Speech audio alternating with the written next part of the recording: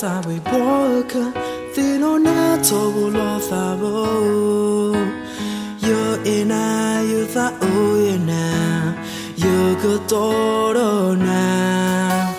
tơ blo pe yo na hu yera nó có thuê cho nó khó khá vì ta su ta pe nói à tự kề yo cơ si thuê na yo ena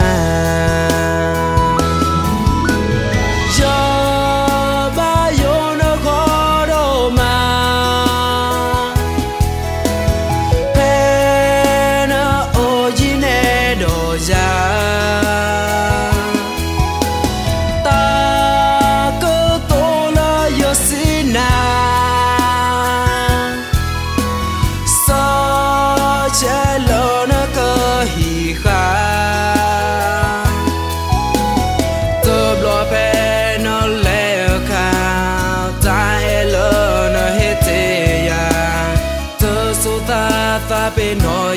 về đi lẽ ta mi ta này là khe mưa sẽ qua lo pa có chỉ khắp vợ lo lỡ bận ta ít ta lo pa ta lo ít ba lo pa chưa một ba lo mẹ thì doa mưa qua thọ thuê thọ nè khó giờ ta sẽ tê chơi đàn na ta cố lên nè lo ya ta lo lên nè ta bên nó bà chỉ mẹ nhà nè lo kia ta còn mà ha bo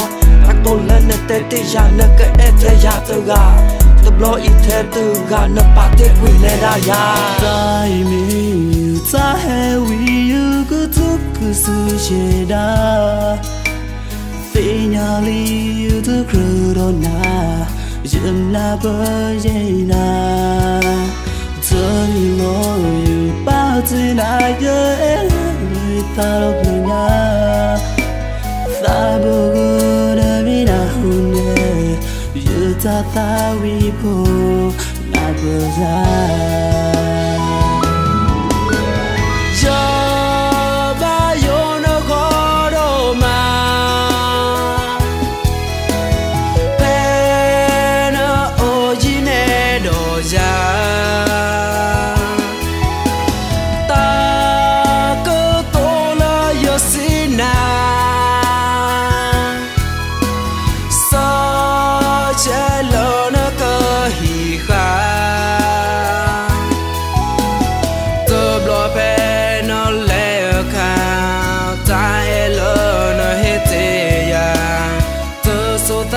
ta bên nói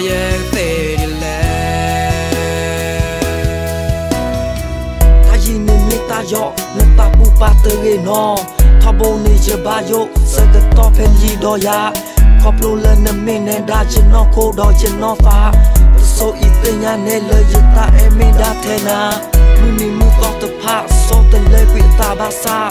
ít ta bu ta em tập hạ ta so tên lê nó tâm lo bá thọ bồ này tên nó na sợ ô bù lên nơi cơ ba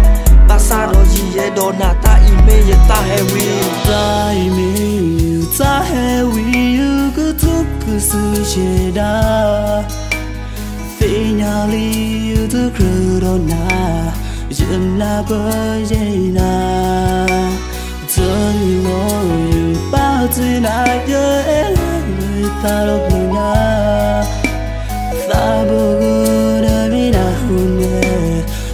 ta ta vi po na bơ ra